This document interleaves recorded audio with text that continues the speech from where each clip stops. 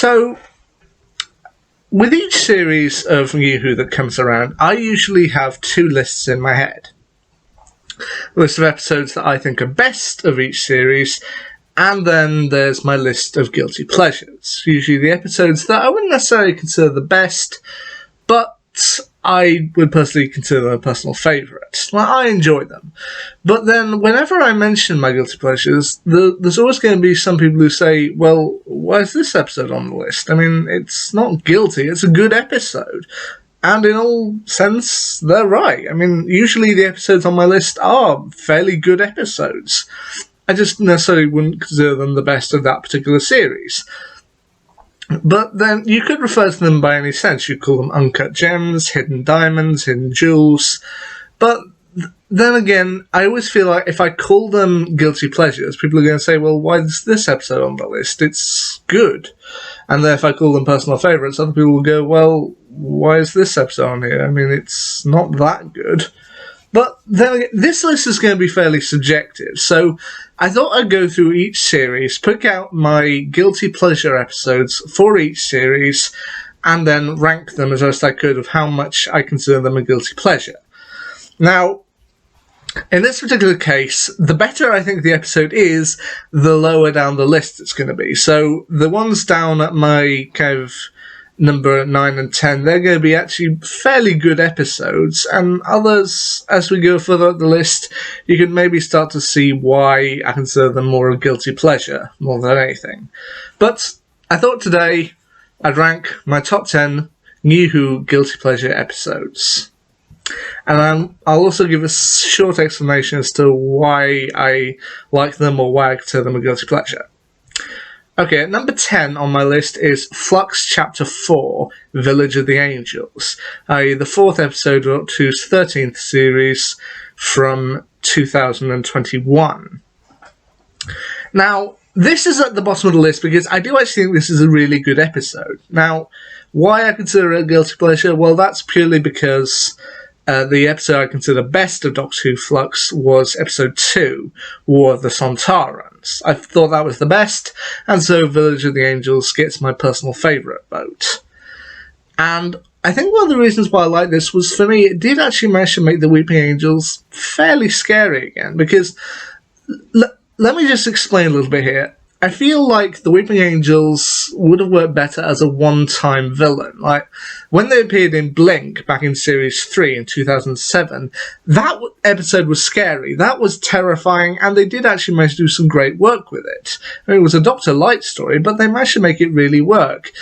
But then when they announced that the Weeping Angels were coming back for Series 5, I was just like, oh, really? I mean, they kind of just worked best as a one-time villain, and I don't know, they've had some good episodes since. I mean, I consider The Angels Take Manhattan the best episode of the first half of Series 7, but I did kind of feel like, yeah, maybe they're being a bit overused here and maybe they're not quite living up. But this particular episode I felt was great. I mean, it had a great sense of tension to it. It was legitimately scary, and I felt Village of the Angels was a good one, so that's why I consider it a personal favourite or a guilty pleasure.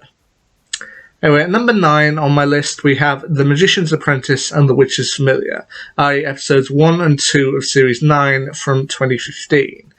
Now, the reason why it's on my Guilty Pleasures list is because I consider the best episode of Series 9 to be episode 11, I think, Heaven Sent, because that managed to just, with very few characters, manage to make a compelling story. But then this particular first episode, I feel it's a great one. I think it's a great one in general, actually. I mean, it's one of those kind of fan service stories, but it does a great job with it. I mean, you've got the Doctor and Clara once again just doing what they do. You've got Unit, you've got the Doctor playing a guitar, the return of Davros. And I think why I also enjoy this episode a lot is because in Series 7 back in 2012, it was announced there was going to be an episode in which various Daleks from throughout the decades would be shown in one episode, that being Asylum of the Daleks. You'd have Daleks in the 60s, Daleks in the 70s, and Daleks in the 80s showing up in this particular story. But I felt in Asylum of the Dalek, the Asylum was a bit too dark to be able to make out all the Daleks properly, and because they had replaced the classic eye stalks with the blue eye stalk that was present in the 2005 Daleks, it was difficult to tell the various types of Dalek apart. But this one, when it's suddenly revealed that they're on Skaro and there are all these various different types of Daleks, this time you can see them clearly, and that for me that was fan service, and that was just a tick for me.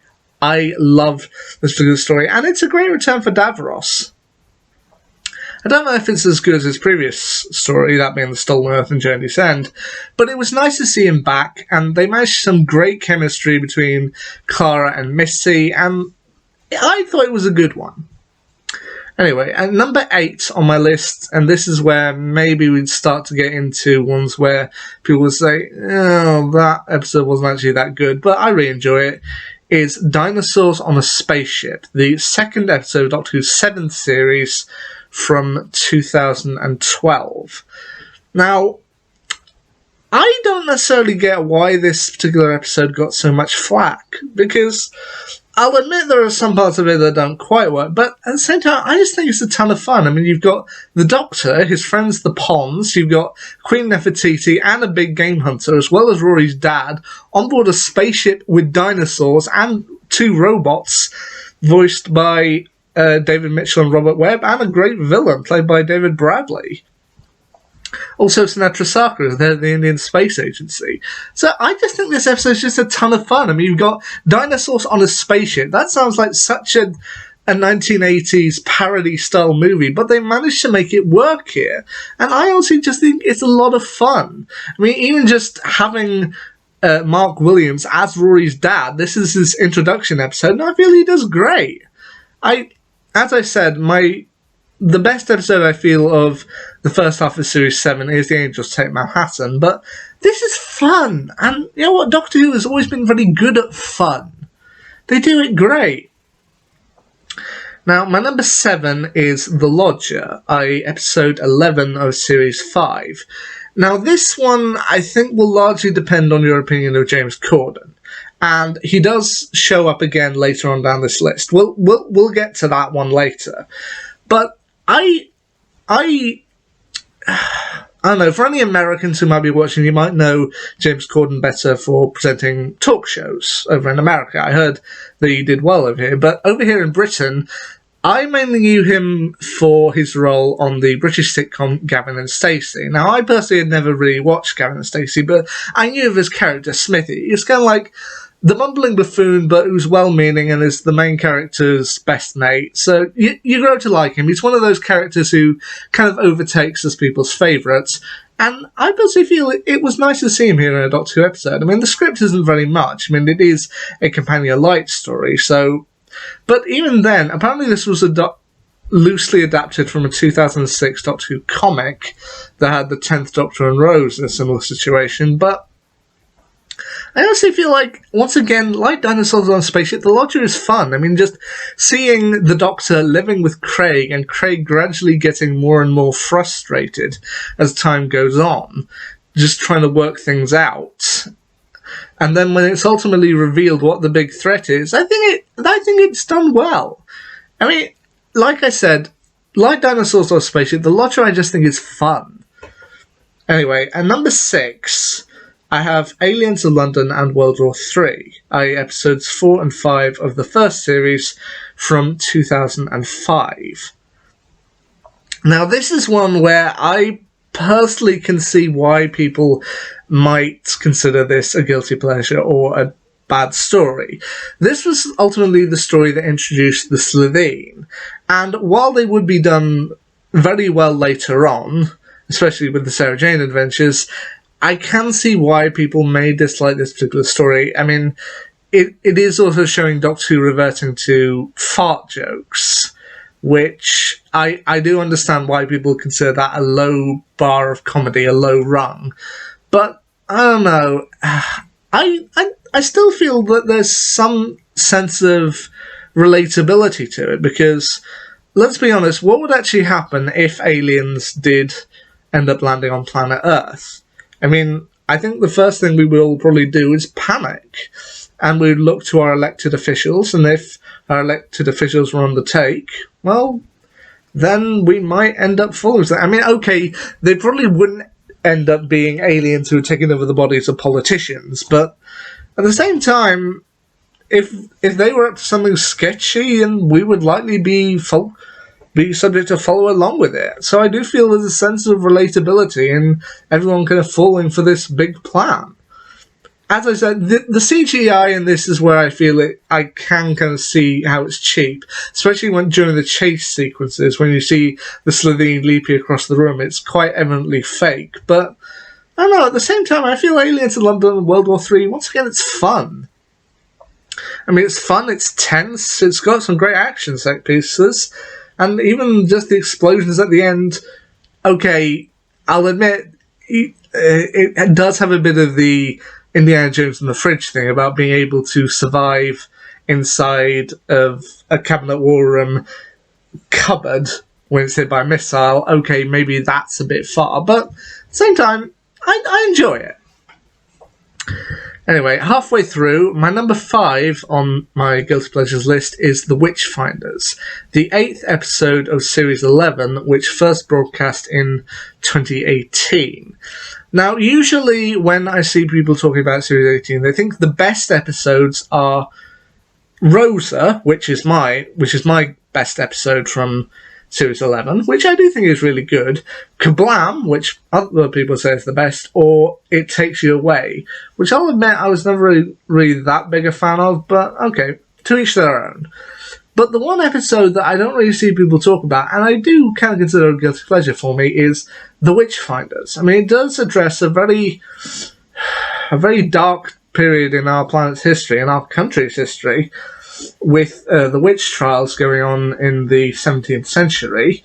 And at the same time, I do feel they have a lot of fun with it, especially with Alan Cumming as King James I. I mean, Alan Cumming, I think, is becoming one of those names where you wouldn't expect him to be in an episode of Doctor Who, but here he is. And there is one particular scene in this that I do admit possibly does make it one of my personal favourites. And that's when King James has been kidnapped by the Morax and everyone's kind of getting ready for battle. They've managed to make these torches out of the tree that held the Morax. And Graham, who has been assigned the role of Witchfinder General, and has seemingly been in charge for the episode, he takes off the Witchfinder's hat and gives it to the Doctor, going, Morax Finder General, back in command. It's a very flat team structure. To which I actually love that. I mean, even just the idea of the Doctor being accused of being a witch, yeah, that kind of does track if they turned the Doctor female and they were going to the witch trials. Yeah, she was going to be accused. But at the same time, just acknowledging that she's in charge and giving that up to let her be in charge, I actually really like it. I love that scene. And even just if at the end quoting Tarantino, it's like, or else we will strike back upon thee with great virtue and furious anger. Ezekiel, Tarantino. I love that.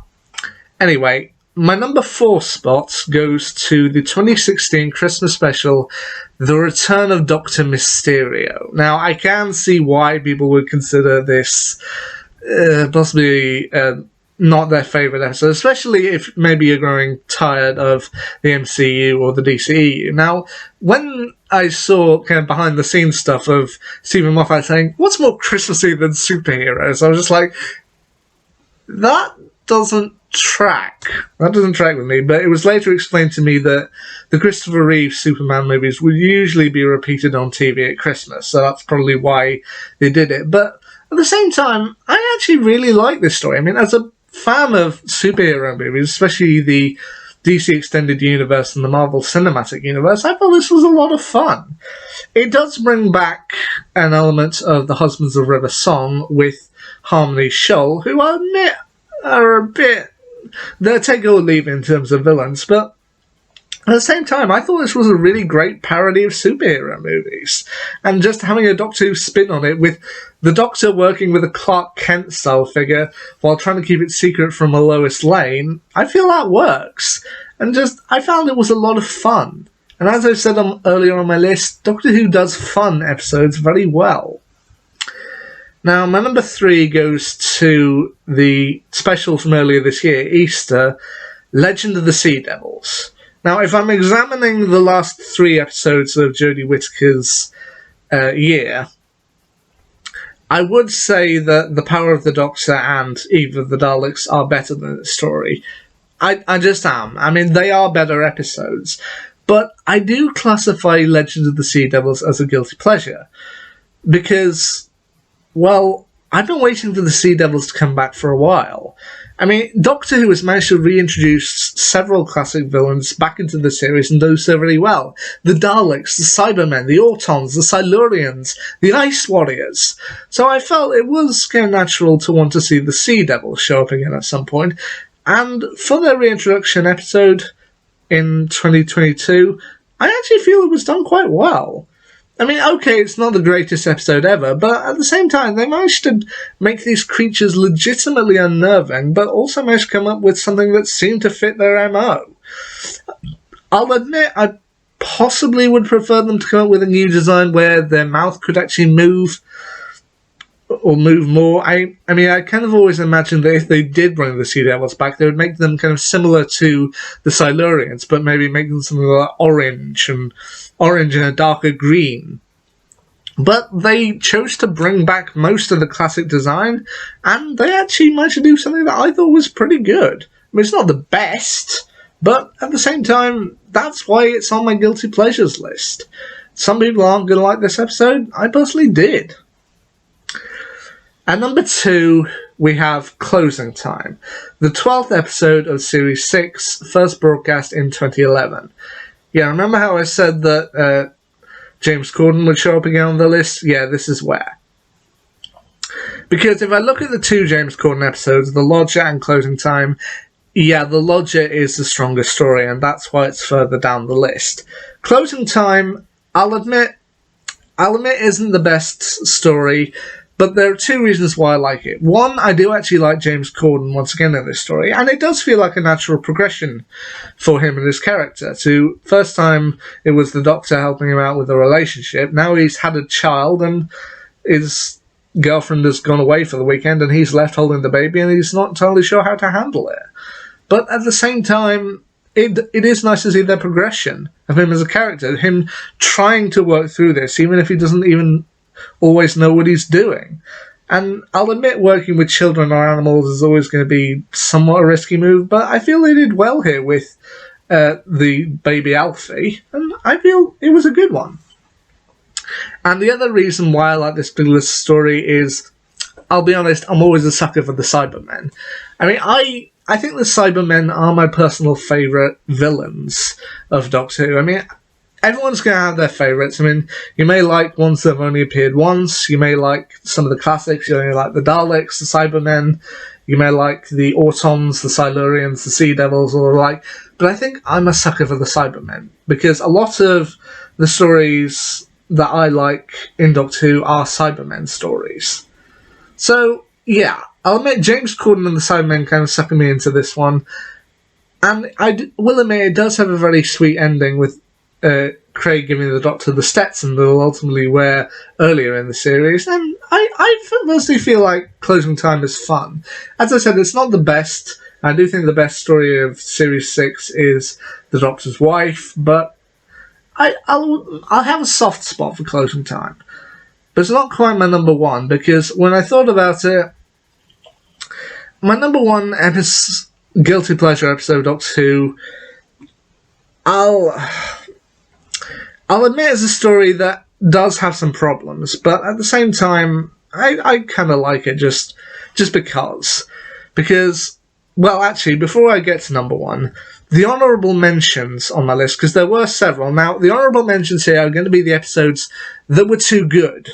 Because, as I said, whenever I say my guilty pleasures, people go, well, why's that episode on the list? It's a good one. So when I did the ranking, in order to keep it to a top 10, there were some episodes that did end up slipping off the list because they were too good. The honourable mentions included the Series 3 episodes, Shakespeare Code and Gridlock, Series 5's Robot of Sherwood and Time Heist, Series 10's Empress and Mars, Series 12's Fugitive of the Judoon, Series 2's School Reunion, the specials The Next Doctor, and Series 4's The Unicorn and the Wasp. those are the episodes that ultimately got knocked off the list because they were too good. But my number one guilty pleasure episode of Doctor Who is Series 7, Episode 12, Nightmare in Silver. Now, this one, I'll admit, I do see the problems with, but at the same time, I do kind of like it, and for several reasons. Now, this was the second episode written by by writer Neil Gaiman. Neil Gaiman had previously written Series 6's The Doctor's Wife, which, as I did mention with Closing Time, was my best episode of Series 6. But apparently Stephen Moffat called him up and said, look, I know you say you never would write for Doctor Who again, but do you want to come back and make the Cybermen scary? And to which apparently Neil Gaiman went, God damn it, yes I do. And I'll admit, this particular story I like, but I can see why a lot of people wouldn't. People said that the kids are annoying. I don't know, I think they're fine. I think my biggest problem with this particular story was the redesign of the Cybermen. Now, the Cybermen in the classic era of Doctor Who did change quite frequently. Like, almost every time they showed up, they had a new design, they were sporting a new look. But from 2006 through to 2012, the Cybermen have pretty much had the same design for a long time. The Cyber-style design, and even though they'd lost the big C in the centre of their chest, they were mostly the same. This was the first big change, and I felt maybe at the time it was a little too Iron Man to sum it up, because having the light in the middle of the chest and then having everything kind of streamlined, it just seemed very Tony Stark at the time. Like, they had seen Iron Man and thought, okay, we can slipstream it and make it light. Now, I do understand the reasoning why they gave behind this, because apparently they said the thing about the previous design of the Cybermen was, yes, it was okay for a while, but then it always seemed kind of big and clunky and slow. Like, they wanted to make these Cybermen fast, which I'll admit I'm not entirely on board with, but at the same time, it's going to sound like I don't like this episode at all, but honestly I do. I mean, I did feel it had some good points too, like having Warwick Davis in an episode, or Warwick Davies, my apologies if I mispronounced the name, having him in as a character Porridge, I feel that's great. I mean, this guy has done Harry Potter and he's done Star Wars. It feels very natural that Doctor Who would want to snap him up for an episode. I feel he does well here. And I think the other big reason why I like Nightmare in Silver so much was I have actually been to where part of it was filmed. One of our holidays once, we ended up visiting Castel Coch, where the scenes involving Natty Longshoe's comical castle were filmed. And you know what? Looking around that place, that was awesome. And so, having actually been to a place where Doctor Who was filmed at one point, I feel it's great. And just to be able to look at the archway and then imagine the Cybermen marching through it, I felt it was great. So, as I said, I do understand people's criticisms about it, and that's why it's at the top of my list for Guilty Pleasure episodes. There are, of course, going to be elements that don't work for some people, but then, of course, for other people, there are elements that do. So there you go, there's my top 10 Doctor Who Guilty Pleasure episodes. What are your Guilty Pleasure episodes? I'd love to hear them down below. And until next time, see ya.